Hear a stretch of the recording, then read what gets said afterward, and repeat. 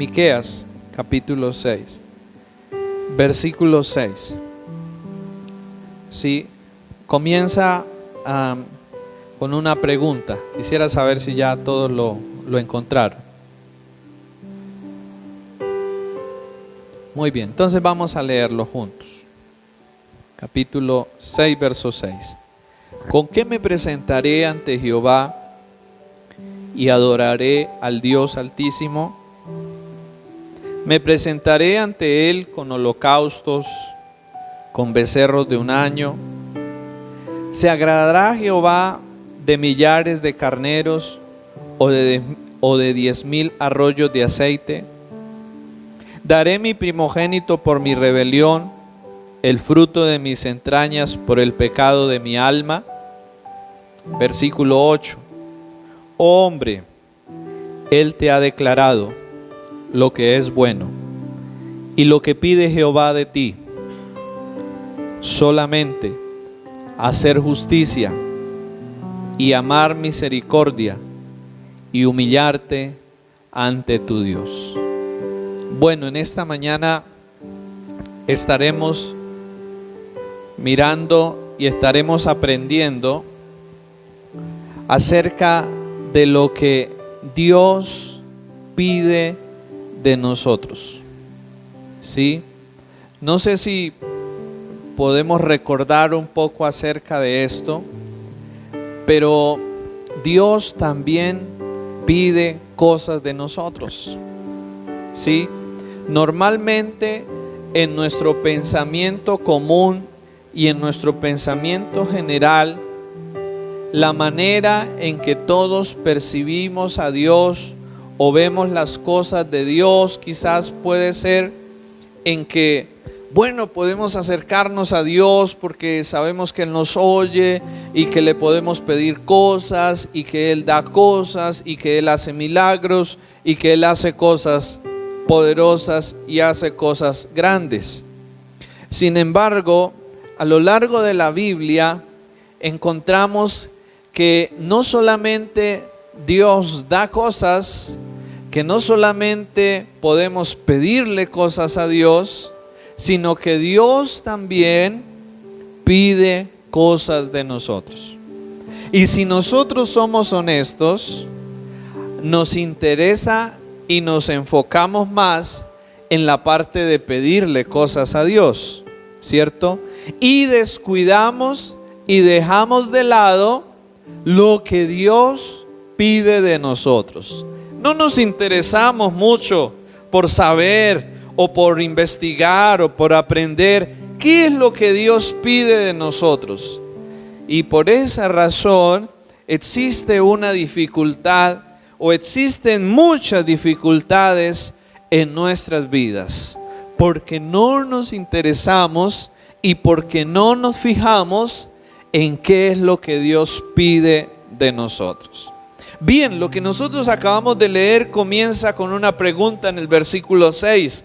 ¿Con qué me presentaré ante Jehová y adoraré al Dios Altísimo?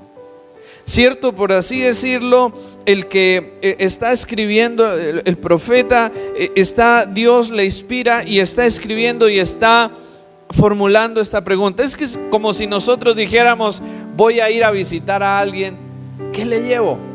¿Cierto? ¿Sí les ha pasado eso? Que de pronto usted va a ir a visitar a alguien y usted dice, uy, bueno, ¿qué le llevo a esa persona que le guste, que de pronto no le guste o no le caiga bien? ¿Cierto? Entonces uno empieza a pensar y a preguntar, ¿qué le llevo? ¿Cierto? Y la pregunta en esta mañana es, cuando nosotros venimos ante el Señor, ¿con qué venimos? ¿Qué le traemos a Dios? ¿Ustedes creen que si le llevamos cosas a la gente que amamos, que apreciamos, amigos, familia, no creen ustedes que Dios es digno también de que le llevemos lo mejor a Él? ¿Cierto? La intención aquí es, en primer lugar, que cuando nos presentemos delante de Dios, no nos presentemos sin nada, sino que nos presentemos con algo. Sí, pero y ahí viene la pregunta, ¿no? ¿Con qué me presentaré? ¿Cierto? Ahora no es solo llevarle algo, sino ¿qué le llevo a Dios? ¿Qué le gusta a Dios? ¿Qué quiere Dios que yo le lleve? ¿Qué quiere Dios que nosotros le llevemos? ¿Qué piensan ustedes? ¿Qué querrá el Señor que nosotros llevemos cuando nos presentemos delante de Él? Corazón contrito y humillado. Mire lo que dice luego el versículo 6 en su segunda parte. Me presentaré ante Él con holocaustos, con becerros de un año. ¿Se agradará Jehová de millares de carneros o de 10,000 arroyos de aceite? Daré mi primogénito por mi rebelión, el fruto de mis entrañas por el pecado de mi alma. Entonces, quien está escribiendo está mostrando algunas de las cosas que las personas en ese entonces creían que debían llevarle a Dios cuando se presentaran delante de Dios. Entonces, como había un sistema de sacrificios y las personas, algunos llevaban, ¿cierto?, que sus becerros, llevaban que sus carneros y llevaban sus animales para ofrecerlos y presentarlos ante el Señor. Y muchas personas pensaban que eso era lo que debían llevarle a Dios. Pero, ¿qué pasa en nuestros tiempos? ¿Qué pasa en los días de hoy? ¿Qué pasa en nosotros hoy? Quizás pueden haber dos situaciones en nosotros. La primera, que no somos conscientes de que Dios pide cosas de nosotros. Que no somos conscientes de que no debemos ir ante Dios sin nada, sino que debemos llevarle algo, ¿cierto? Pero la segunda situación es que creemos que hay que llevarle cosas a Dios, pero le llevamos las cosas equivocadas. Las cosas que a Dios no son su prioridad de que le llevemos. Por ejemplo, muchas personas quizás pueden decir, bueno, pues yo hago buenas obras, ¿cierto? Yo ayudo a la gente que está necesitada, yo doy, como decía este publicano, yo ayuno 2 veces a la semana, doy diezmos de todo lo que gano. Pensamos que con cosas, que con dinero, que con buenas obras, ¿cierto? Y que con un ejemplo, venir a la iglesia, fui el domingo a la iglesia, Señor, ya te cumplí. Que con esos rituales, que con ese tipo de cosas, estamos quedando bien con Dios, ¿cierto? Y tenemos a Dios ahí de nuestro lado, ¿sí? Pueden ser esos los holocaustos que nosotros pensamos hoy que debemos llevarle al Señor, ¿cierto? Señor, aquí estoy hoy, vine el domingo a congregarme con mucho esfuerzo y sacrificio, Señor, aquí estoy y ya cumplí. O quizás el dar una ayuda a alguien o el dar una buena ofrenda, pensamos que ya con eso Dios quedó listo, ¿cierto? Arreglado y estamos bien con el Señor. Pero el versículo 8 toma un giro. Y el versículo 8 nos muestra qué es lo que Dios realmente pide y quiere de nosotros. Versículo 8. Leamos juntos, por favor. Oh hombre. Y aquí cuando habla de hombre no está hablando del sexo masculino. Aquí está hablando de hombre como general, hombre, mujer, creación, ¿cierto? Entonces eso se dirige a los dos, hombres y mujeres, ¿cierto? Hombre, Él te ha declarado lo que es bueno y lo que pide Jehová de ti. Y me gusta mucho este versículo. ¿Por qué razón? Porque Dios no dio un larguero diciendo todo esto y uno diga, ay Dios mío, como que da pereza o da ya poder cumplir todo eso. No, Dios resume lo que Él pide, lo que Él quiere de nosotros lo resume en 3 cosas claras y fáciles de entender. Y miremos la primera de ellas. Dice: hombre, Él te ha declarado lo que es bueno y lo que pide de ti. Yo quisiera que todos pusiéramos mucha atención a esto, porque dice lo que es bueno y lo que Dios pide de nosotros. Así que cuando alguien le diga lo que Dios pide de nosotros, si le dice algo diferente a esto, le está engañando y le está mintiendo. Y miremos ahora lo que dice. ¿Qué es lo que Dios pide de ti? Solamente hacer justicia y amar misericordia y humillarte ante tu Dios. 3 cosas que Dios pide de nosotros. 3 cosas que realmente tocan el corazón de Dios, alegran el corazón de Dios, satisfacen el corazón de Dios y exaltan a Dios en nuestras vidas. ¿Sí? Si el deseo de nuestro corazón es agradar a Dios, tenemos que partir de estas 3 cosas. Porque si no partimos de ellas, estamos totalmente equivocados. Estamos como cuando uno va a darle un detalle a alguien y le da el detalle que menos le gusta. Inclusive le da hasta algo que le ofende o le repugna. Perdió puntos, ¿cierto? Perdió puntos. Vamos a mirar cada una de estas cosas. ¿Qué es lo que significa hacer justicia? ¿Qué es lo que significa amar misericordia? ¿Y qué es lo que significa humillarnos ante nuestro Dios? Ya que son las 3 cosas que Dios pide de nosotros, creo que debemos interesarnos profundamente en ellas y aprender acerca de ellas para que las podamos hacer y para que las podamos llevar delante del Señor. Amén. Entonces, vamos a mirar la primera. Hacer justicia. Hacer justicia. Lo primero que Dios pide de nosotros es que seamos personas justas, ¿cierto? Mire que lo primero que Dios dice no es que tú vengas a una iglesia solamente, que tú diezmes o que tú te digas llamar cristiano. No, lo primero que Dios pide es que seamos justos. Ahora, una pregunta. ¿Ustedes creen que por más que nos esforcemos, podemos llegar a ser realmente personas totalmente justos o justas por nosotros mismos? No. Es imposible que nosotros podamos llegar a ser justos. Tenemos nuestros momentos donde somos justos, ¿cierto?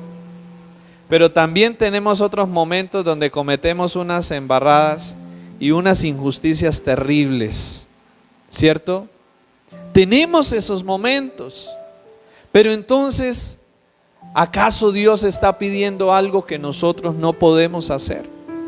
¿Acaso Dios está pidiendo algo que no es posible para nosotros? De ninguna manera.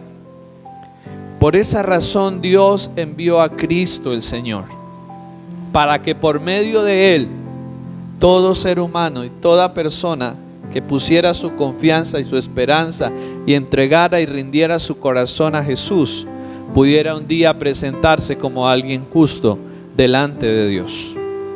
No sé si ustedes han leído por allí en Romanos, donde dice: justificados por la fe tenemos paz para con Dios por medio de nuestro Señor Jesucristo. ¿Qué significa eso? Que somos declarados justos delante de Dios, pero no porque Dios mire nuestro comportamiento y Dios diga: uy, de verdad, todo lo has hecho perfecto.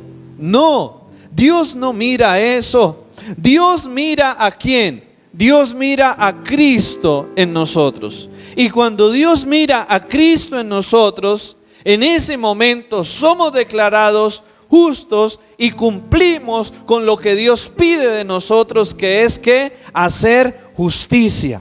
En ese momento, por eso el Señor dice, el que tiene al Hijo, tiene la vida. Y por eso necesitamos a Cristo en nuestra vida. Porque sin Cristo, ningún ser humano se puede presentar como alguien justo delante de Dios. Por más buena persona que sea, por más buena persona que trate de ser, porque ese es una ideología y ese es un pensamiento de nuestra época. Muchos dicen, yo no necesito ninguna religión. La verdadera religión es ser buena persona. No sé si han escuchado acerca de eso. Sí, yo lo he escuchado. Personas que dicen eso, la verdadera religión es ser buena persona. Y claro, sin duda alguna, tenemos que esforzarnos y tenemos que procurar ser las mejores personas. Sin embargo, eso no es suficiente delante de Dios. Porque por más buena persona que alguien trate de ser, sin Cristo y sin la ayuda de Cristo, eso no le será suficiente para poder entrar al reino de los cielos. ¿Por qué? Porque por más bueno que sea, algún defecto, alguna falla, algún pecado, alguna cosa estará faltando, ¿cierto? Como el joven rico que se acerca al Señor y le dice, Señor, ¿qué debo hacer para heredar la vida eterna? Y el Señor le dice, guarda los mandamientos. Y entonces él le dice, Señor, pues todos los he guardado desde mi niñez. O sea, él estaba diciendo, yo soy un tipo perfecto. ¿Y qué hace el Señor Jesús? Le dice, voy a probar si eres tan perfecto como tú crees que eres. Ve y vende todo lo que tienes y dáselo a los pobres. ¿Y qué pasó en ese momento? Él mismo se dio de cuenta de que aunque había guardado gran parte de la ley, gran parte de los mandamientos, no era perfecto, le faltaba. Y así es a todo ser humano. Por más que por sí mismo trate de cumplir las leyes, los mandamientos, nunca por sí mismo alcanzará completamente cumplir con todos. Y ahí es donde nace y ahí es donde surge la necesidad de Cristo en nuestras vidas. Porque el único ser humano que ha cumplido perfecta y completamente toda la ley de Dios fue Jesús, nuestro Señor. ¿Y lo hizo para quién? Lo hizo para nosotros. Para que luego eso fuera traído y abonado a nuestra cuenta. Eso se llama la gracia de Dios, la misericordia de Dios. Que Cristo ganó la justicia que ninguno de nosotros habíamos podido ganar, ni podremos llegar a ganar por nuestros propios méritos. ¿Cuántos damos gracias a Dios por Cristo y por lo que Él ha hecho por nosotros? Entonces, ¿qué pide Dios de nosotros en primer lugar? Hacer justicia. En otras palabras, ser justos. ¿Cómo puedo yo ser alguien justo delante de Dios?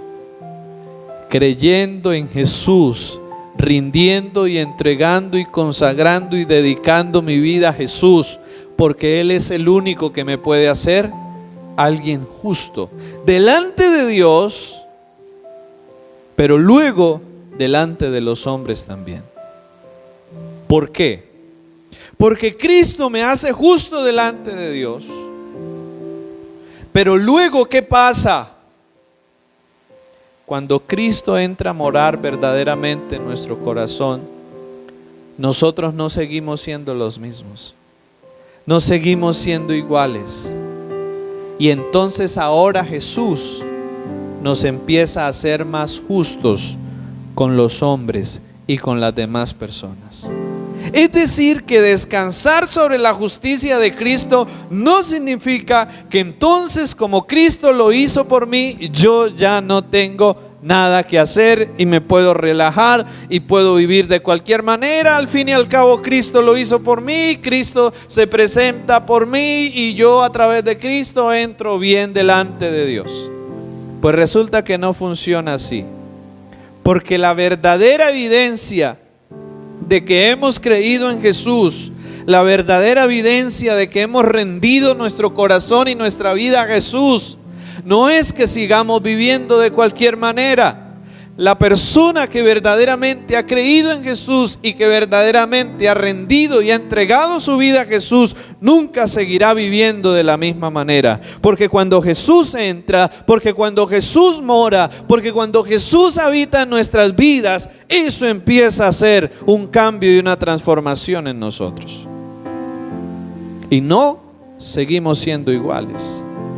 Por eso cuando alguien dice que cree en Jesús y nunca ha habido un cambio en su vida y nunca ha pasado nada en su vida y su vida no se diferencia en nada de los no creyentes, pues esta persona nunca ha creído realmente en Jesús.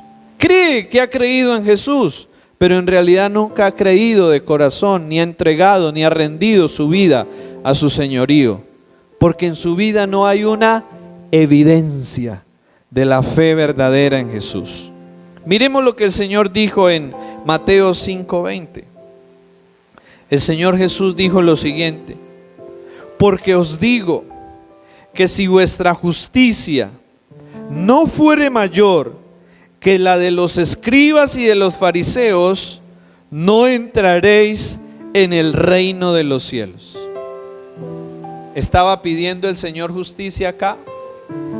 ¿Qué estaba diciendo el Señor a sus seguidores? ¿Qué les estaba hablando? Porque os digo que si vuestra ¿qué? Justicia no fuere ¿qué? Mayor que la de los escribas y de los fariseos, no entraréis en el reino de los cielos. Aquí hay varias cosas que el Señor nos deja ver.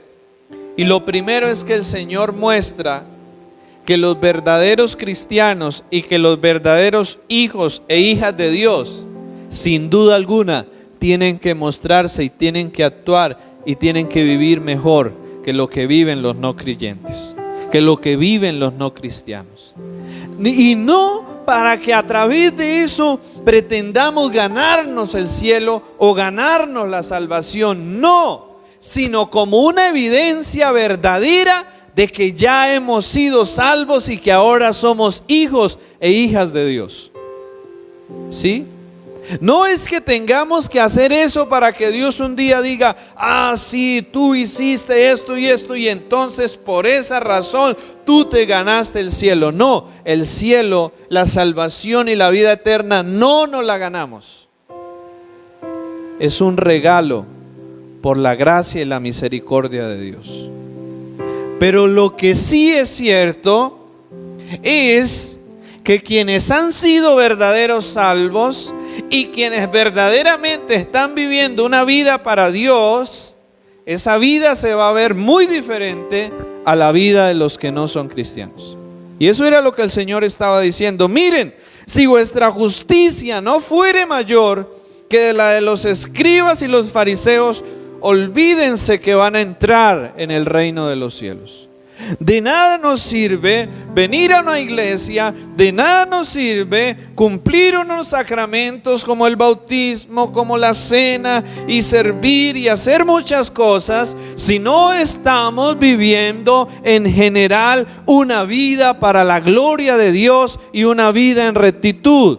De nada nos sirve venir a una iglesia y traer una Biblia si en la casa somos deshonestos, somos malos esposos, somos malos en el negocio, somos malos en el trabajo, somos injustos en nuestras relaciones. De nada nos sirve.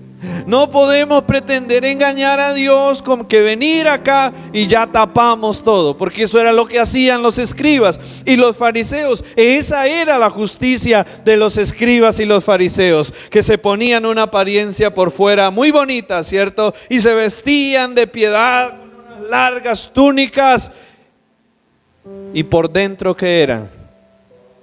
Sepulcros blanqueados. Que el Señor nos guarde para que nunca caigamos en eso, o si hemos caído en eso, podamos salir de allí. Porque los escribas y los fariseos basaban su justicia en las apariencias. ¿Y cuánto vemos hoy en día eso, cierto? Personas muy educadas y que podemos ser muy educados, muy formalistas. Y claro, qué bueno la educación, qué bueno el formalismo. Eso no tiene nada de malo. Lo malo es cuando yo uso la educación, cuando yo uso el formalismo para crear una vida falsa, para tratar de proyectar algo que en realidad no soy. Eso es injusticia. Cuando yo trato de mostrar y de proyectar algo que en realidad no soy. Dígame si eso no es ser deshonesto. ¿Cierto?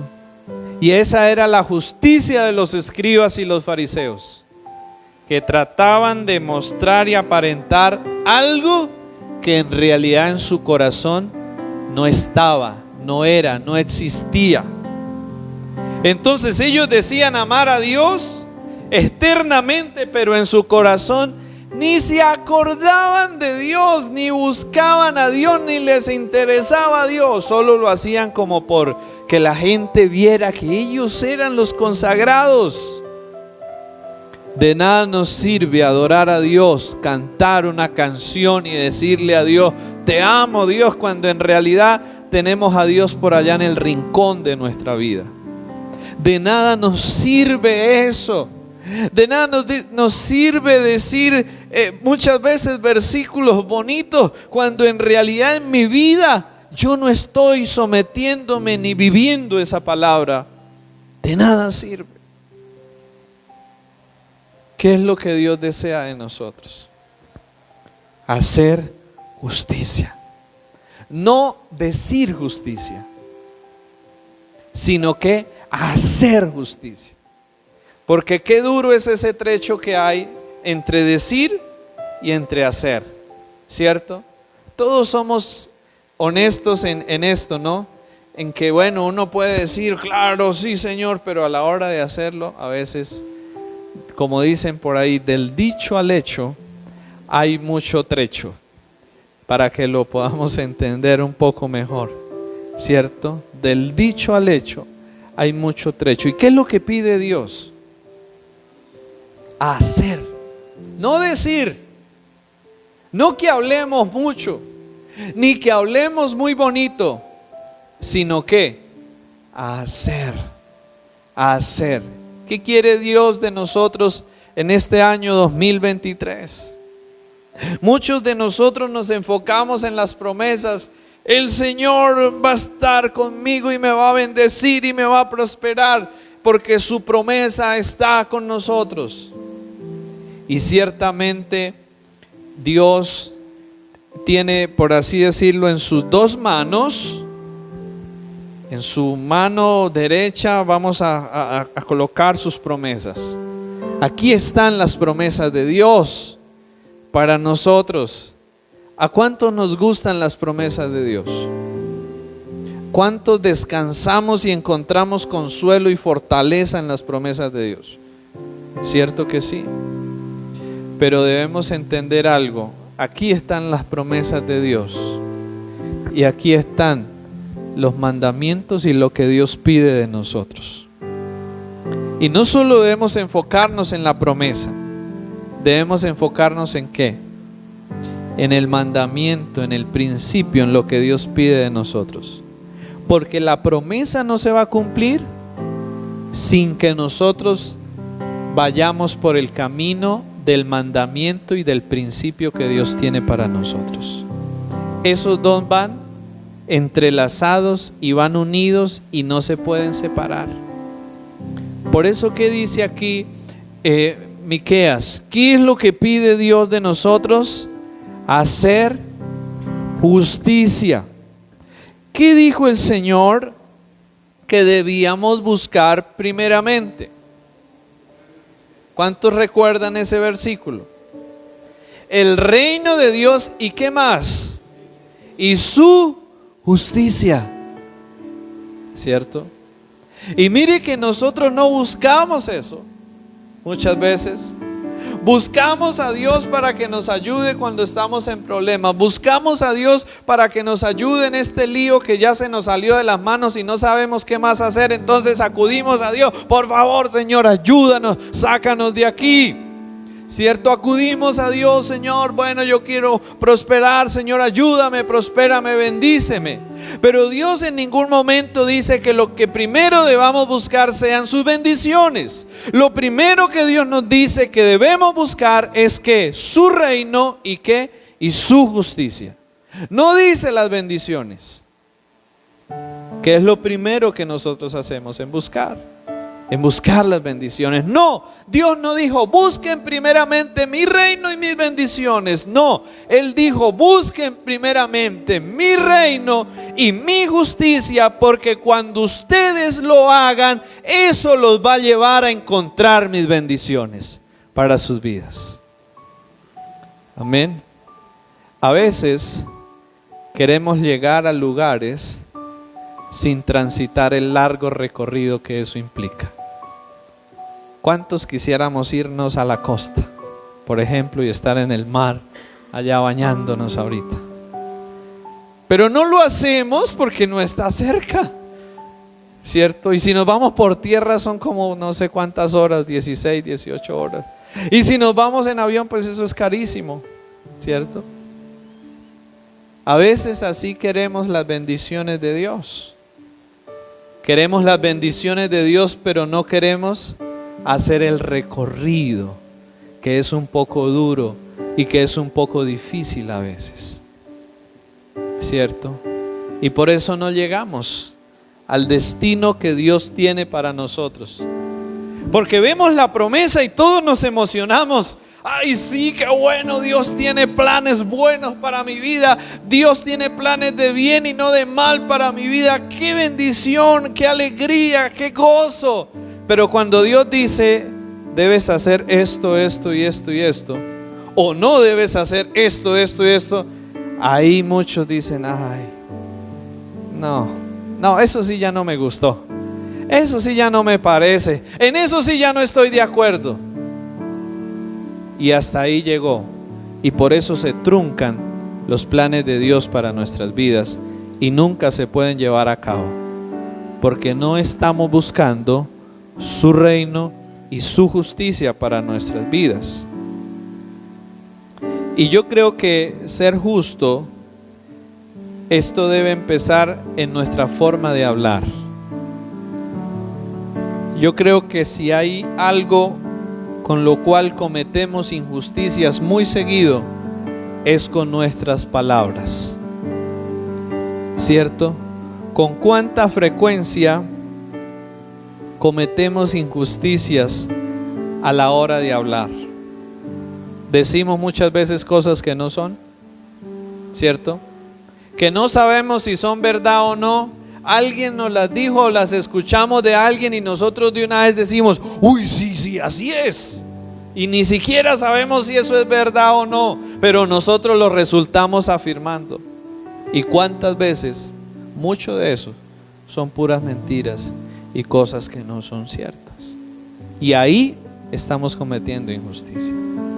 ¿Cuántas veces participamos del chisme?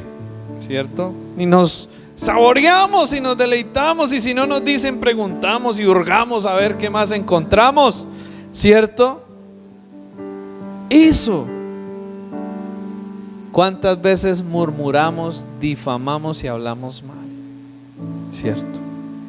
¿Cuánta injusticia cometemos con nuestra boca? ¿Cuántas veces hasta maldecimos? Muchas personas maldicen con su boca, con sus palabras. ¿Sí? Cometemos injusticia desde la forma de hablar, la manera en que hablamos, ¿cierto? En el trato con los demás, en los negocios, en los acuerdos, en los pagos y en todas las demás cosas de la vida diaria. Si nosotros hiciéramos el ejercicio un día y nos evaluáramos qué tan justos somos y qué tantas injusticias cometemos, yo creo que la lista sería bastante larga, porque nosotros creemos que somos justos, pero la realidad es que son más las injusticias que cometemos que las justicias que nosotros hacemos. Y ahí es donde necesitamos aferrarnos a Cristo, y ahí es donde necesitamos ser conscientes de lo que el Señor dijo: busquen ¿qué? Primeramente mi reino y mi justicia. Y no somos justos, ¿por qué? Porque no nos interesa tanto eso de la justicia, ni aprendemos cómo es eso de ser justos. Sí, creemos que ser justo es, bueno, yo no hago trampa en los negocios, listo, yo soy una persona honesta. Pero eso no solo es ser justo, muchas más cosas. La justicia radica ¿en qué?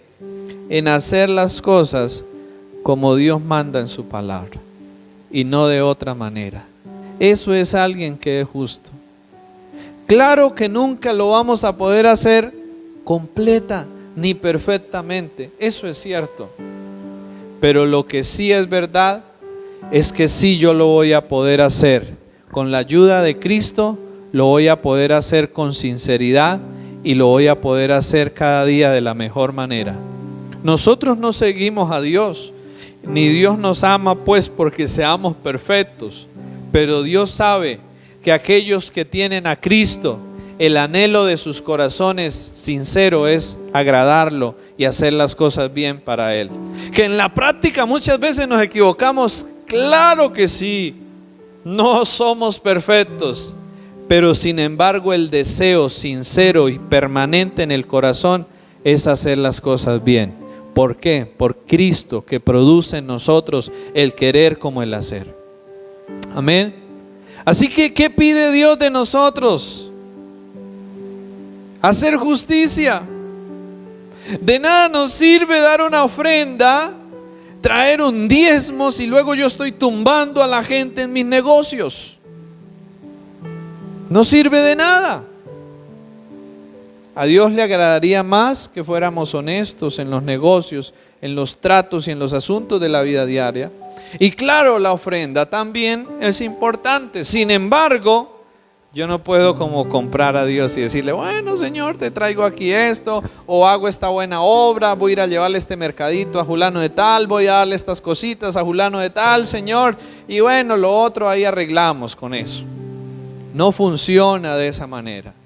Dios pide de nosotros justicia en nuestra vida diaria, en nuestras acciones, en nuestro comportamiento, que hagamos las cosas como Dios pide. Así que Jesús nos presenta como alguien justos delante de Dios, pero luego Jesús nos ayuda a ser más justos con la gente. Y Dios pide y Dios demanda que nosotros seamos cada día personas justas. Es más, uno de los calificativos con los cuales la Biblia se refiere a nosotros, ¿saben cómo es? ¿Los qué? Los justos. ¿Sí han leído eso en la Biblia? Los justos, ¿cierto? ¿Sí? La oración eficaz del justo, ¿cierto? Es más, en la Biblia otro término para referirse al cristiano es el justo. Otra forma en la cual nos pueden llamar a nosotros los cristianos es los justos. Y eso implica que podamos dar honor a ese nombre y que podamos ser justos en nuestras vidas. Amén. Lo segundo que pide el Señor después de hacer justicia es amar misericordia. Amar misericordia. Y a mí me llama la atención que Él no dice hacer misericordia, sino amar misericordia. Y eso implica que entonces yo soy misericordioso, pero no lo soy por obligación o por quedar bien con otros, sino que yo soy misericordioso porque eso realmente me nace del corazón, lo amo, lo disfruto, me deleito en ello, ¿cierto? Y cuando uno mira la vida de uno, pues uno a veces sí tiene algunas acciones de misericordia, pero en realidad uno se da cuenta que otras veces uno tiene unas acciones de querer acabar con otros. Y así somos nosotros los seres humanos, ¿cierto? No amamos la misericordia. Tenemos momentos de misericordia, ¿cierto? Pero tenemos otros momentos en que queremos es acabar con esas personas, ¿cierto? O que les caiga el mundo encima y los aplaste. No amamos la misericordia. Y por eso cuando Dios habla de lo que Él pide, es precisamente algo que no tenemos, sino que necesitamos aprender y trabajar y recibir de Él. Mateo 9:36 dice el verso 36 al verso 38, que el Señor, cuando vio las multitudes, ¿qué sintió? ¿Sintió rabia y esta gente pecadora que caiga un rayo? No. ¿Qué dijo el Señor Jesús? ¿Qué sintió el Señor? Tuvo que compasión. Y eso es lo que Dios quiere que nosotros podamos aprender a amar. ¿Qué? Misericordia. ¿Qué es la misericordia? La misericordia es la disposición a compadecernos de los sufrimientos y de las necesidades de otros. Eso es misericordia. Es aprender a ¿qué? A compadecernos de los sufrimientos y de las necesidades de otros, ¿cierto? Y uno sabe que a veces uno se compadece, pero a veces a uno no le importa nada de eso, ¿cierto? A veces uno hace de cuenta que el mundo alrededor y la necesidad no existiera. Así somos nosotros. Y por eso el Señor dice que lo segundo que Él pide es que amar misericordia. Miremos Lucas capítulo 10 verso 29. Lucas 10 verso 29. Y encontramos aquí una parábola conocida como la parábola del buen samaritano. Y leamos desde el verso 25. Sí, Lucas 10, 25. Y aquí un intérprete de la ley se levantó y dijo para probarle: Maestro, ¿haciendo qué cosa heredaré la vida eterna? Y él le dijo: ¿qué está escrito en la ley? ¿Cómo lees? ¿Qué le preguntaba el intérprete al Señor? ¿Qué debía hacer para qué? Para heredar la vida eterna. En otras palabras, él le estaba preguntando: ¿qué debo hacer para agradar y complacer a Dios? Para quedar bien con Dios, para hallar gracia delante de Dios, ¿cierto? ¿Y qué le dice el Señor? ¿Qué está escrito en la ley? ¿Cómo lees? ¿Y qué respondió el intérprete de la ley? ¿Eso que era quién? El intérprete de la ley, ¿sí? Versículo 27, aquel respondiendo le dijo: amarás al Señor tu Dios con todo tu corazón, con toda tu alma y con todas tus fuerzas y con toda tu mente, y a tu prójimo como a ti mismo. ¿Y qué le dijo el Señor? Bien has respondido, haz esto y vivirás. No necesitas hacer nada más. ¿Cuál era el problema entonces? Que el intérprete lo sabía aquí, en la mente, en la memoria y en conocimiento lo sabía, pero ¿qué pasaba? No lo practicaba, no lo ponía en práctica. Por eso, ¿qué fue lo que le respondió el Señor? Bien has respondido, haz esto. Él no le dijo: uy, ¿cómo sabes? Eso es la forma de responder. No, el Señor le dijo: haz esto y vivirás. Y luego el Señor, en su amor y su sabiduría, le presenta un ejemplo para que él entendiera en realidad qué significaba eso de amar al prójimo. Miremos lo que dice el verso 29. Pero él, queriendo justificarse a sí mismo, dijo a Jesús: ¿y quién es mi prójimo?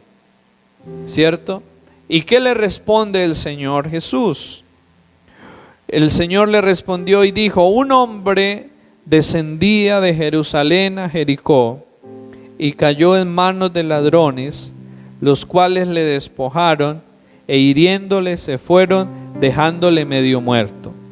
Aconteció que descendió un sacerdote por aquel camino y viéndole pasó de largo. ¿Y quién era el que iba? Nada más y nada menos que un sacerdote. Versículo 32. Asimismo un levita, llegando cerca de aquel lugar y viéndole, pasó de largo. Verso 33.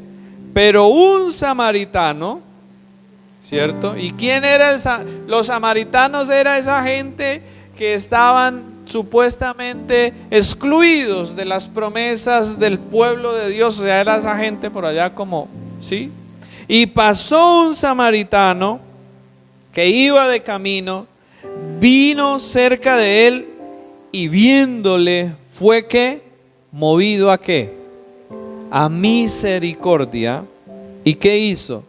Y acercándose vendó sus heridas, echándoles aceite y vino, y poniéndole en su cabalgadura lo llevó al mesón y cuidó de él. Otro día al partir sacó 2 denarios y los dio al mesonero y le dijo: cuídamele, y todo lo que gastes de más yo te lo pagaré cuando regrese. ¿Quién pues, mire lo que dice el Señor en el verso 36, quién pues de estos 3 te parece que fue el prójimo del que cayó en manos de los ladrones? Él dijo: el que usó de misericordia con él. Entonces Jesús le dijo: ve y haz tú, ¿qué? Lo mismo.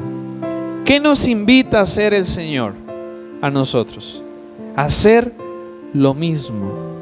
¿Y qué fue lo que hizo este samaritano? No dijo: ay, sí, ese pobre hombre, qué dura la vida. No, la misericordia no es solo ese sentimiento de compasión. La misericordia, además del sentimiento de compasión, nos debe de llevar a hacer algo por esa persona o por esa situación en la que está atravesando. Y yo creo que ahí a nosotros nos falta mucho como iglesia, como cristianos, ¿cierto? Porque a veces vemos tanta necesidad y volteamos nuestra mirada para otro lado con gran indiferencia y no hacemos nada, ¿cierto? O muchas veces decimos: uy, pero es que el gobierno, pero las entidades, ¿por qué no hacen algo? ¿Cierto? Uy, pero fulano de tal que tiene plata, ese sí debería hacer algo, ¿cierto? Eso es lo que decimos. Cuando Dios nos presenta algo delante de nosotros, no es para que nosotros digamos quién debe hacer o ordenarle a quién es el que debe venir y hacer algo. No, Dios nos está presentando eso para que nosotros, en lo que podamos, hagamos algo, ¿cierto? Hagamos algo, ¿cierto? Si vemos algo mal, si vemos algo en necesidad, ¿qué debemos hacer? Nosotros, con lo que dispongamos, con lo que tengamos a la mano, hagamos algo, ¿cierto? No digamos: uy, pero fulano de tal, ¿por qué no hace algo? Uy, pero el Estado, ¿por qué no hace algo? No, yo, ¿por qué no hago algo? Yo, ¿qué es lo que puedo hacer? Con lo que tengo a mano, con lo que Dios me ha dado, ¿qué puedo hacer? ¿Qué podemos hacer? Amén. Pero no ser indiferentes. Que el Señor nos ayude a amar misericordia, ¿cierto? Que cuando veamos a alguien en necesidad, podamos mirar desde lo que podamos. No tenemos que arreglarle ni resolverle la vida, pero sí podemos aportar algo para ayudar a mejorar. Y lo último que Dios pide, según Malaquías: humillarte ante tu Dios. Miqueas, sí, Miqueas, yo dije otra cosa, ¿cierto? Perdón. Y lo primero que Dios dice es hacer justicia. Lo segundo, amar misericordia. Y lo tercero, humillarte ante tu Dios. ¿Sí? El Salmo 138:6 nos dice que Dios atiende al humilde y que Él mira de lejos ¿a quién? Al altivo. La última cosa que Dios pide de nosotros es la actitud correcta con la cual debemos acercarnos a Él y con la cual debemos buscarlo y con la cual debemos caminar con Él. Que debe ser una actitud ¿de qué? De humildad. Miren, muchas veces nosotros venimos a Dios o nos acercamos a Dios, pero no venimos con una actitud humilde. Muchas veces venimos con arrogancia, reclamándole a Dios, ofendidos con Dios, ¿cierto? Muchas veces venimos exigiéndole a Dios, bueno Señor, hazme esto, hazme aquello. Muchas veces nuestra actitud ni siquiera es la de acercarnos a Dios porque creemos que no lo necesitamos. Y por eso lo tercero que Dios pide de nosotros es la actitud correcta para acercarnos y para caminar con Él, que es humildad. ¿Y qué significa humillarse ante el Señor? Significa reconocer nuestra pobreza espiritual, reconocer nuestra pobreza interior, reconocer nuestra condición, reconocer nuestra necesidad y a partir de ahí podernos acercar a Dios dándole a Él el reconocimiento y el respeto que Él merece. Yo no sé si ustedes se han fijado, cuando una persona está necesitada, cuando hay un mendigo en la calle y esta persona se acerca a pedir algo, ¿cuál es la actitud con la cual lo hace?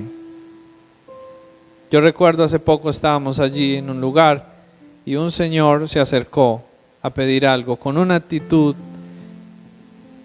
que fue imposible que no tocara el corazón para ayudarlo y que inclusive yo después quedé con remordimiento de no haber hecho más. ¿Qué más pude haber hecho por él? Hice algo, pero dije, pude haber hecho más por la actitud con la cual esta persona vino. Porque no vino arrogante, bueno, deme o esto, sino su actitud. ¿Por qué? Porque reconocía su necesidad. Porque su necesidad lo llevaba a buscar ayuda.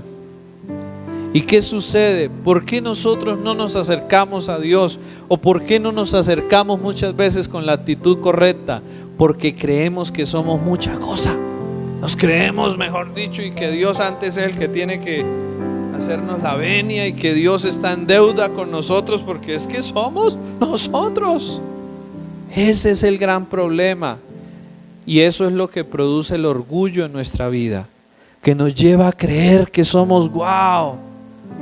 No, la humildad nos lleva a ver y a reconocer que delante de Dios solo somos personas necesitadas, dependientes de Él, pobres en espíritu y que necesitamos rogar a Él que nos ayude, que nos provea, que nos dé, que nos guíe, que nos enseñe, que nos fortalezca, que nos guarde.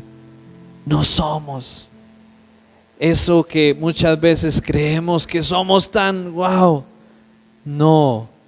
Por eso aquí se nos está diciendo que lo tercero que Dios pide es que humillarnos ante Él, que significa en primer lugar reconocer quiénes somos, la condición de nuestras vidas sin Dios, lejos de Él, pero también significa en segundo lugar reconocer quién es Dios.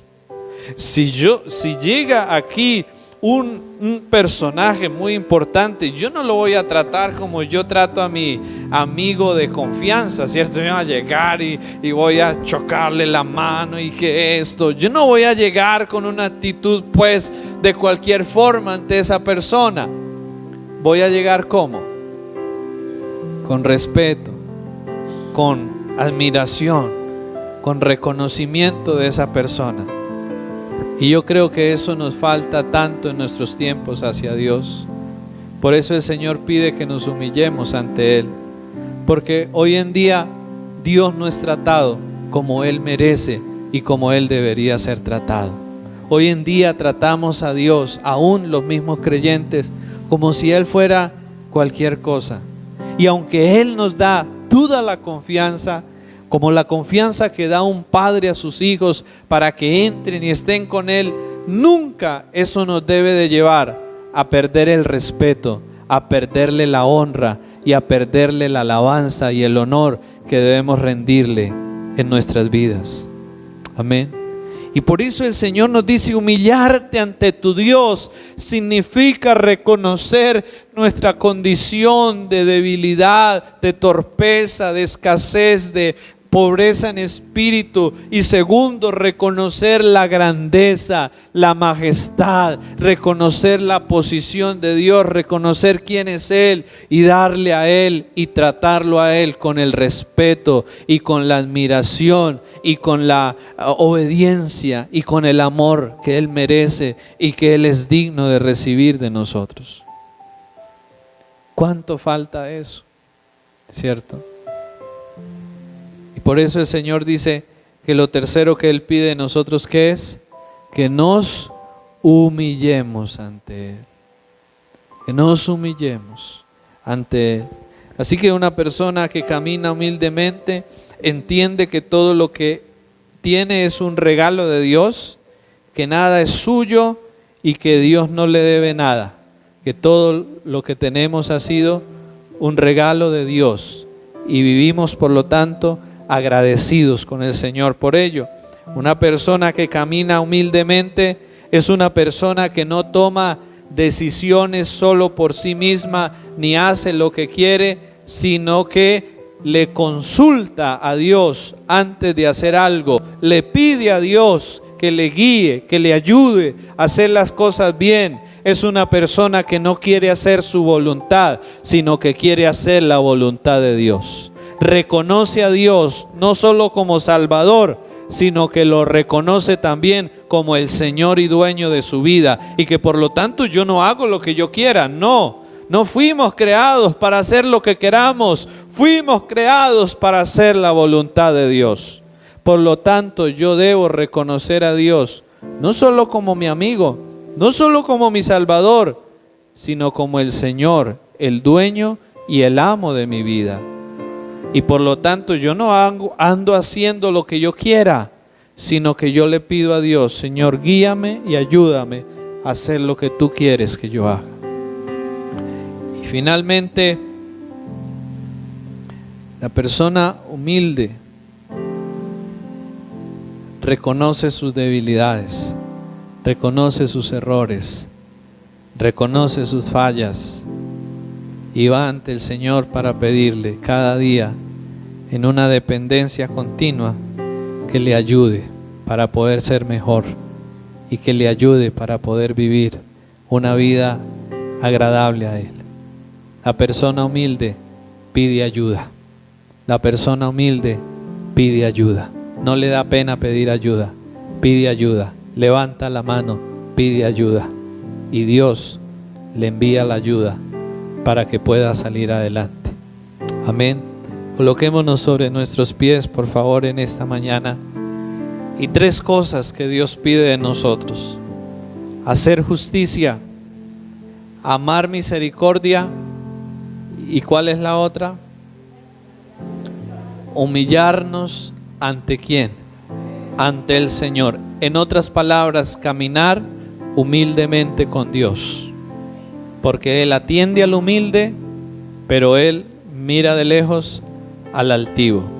Así que si queremos que Dios permanezca con nosotros, tenemos que mantener una actitud de humildad en nuestras vidas. Señor, te agradecemos hoy, Padre maravilloso, Padre santo. Gracias, Señor, por la manera en que tú haces las cosas, en que tú has ordenado que las cosas sean hechas, Señor. Padre, hoy te queremos pedir perdón, Señor, porque no vivimos reconociendo que tú pides cosas de nosotros y otras veces te damos lo que tú no pides de nosotros, Señor. Padre, pero en esta mañana, después de escuchar, después de aprender lo que tú pides de nosotros, humildemente, nosotros reconocemos que no son cosas fáciles de hacer, Señor, y que por lo tanto necesitamos de tu ayuda para que las podamos hacer, Señor. Oramos, Padre, en unidad, todos los que aquí estamos hoy, y te pedimos que nos ayudes a hacer justicia, que nos ayudes a amar misericordia y que nos ayudes a humillarnos delante de ti, Padre. Ayúdanos, Señor, a hacer estas cosas que son las que verdaderamente tú pides y tú quieres de nosotros, Señor. Ayúdanos, Padre Santo, a poner en práctica esto, porque hoy que lo hemos escuchado y que lo hemos aprendido, somos más responsables de ahora en adelante, Señor, en que ya sabemos qué es lo que en realidad tú pides y tú esperas de nosotros, Señor.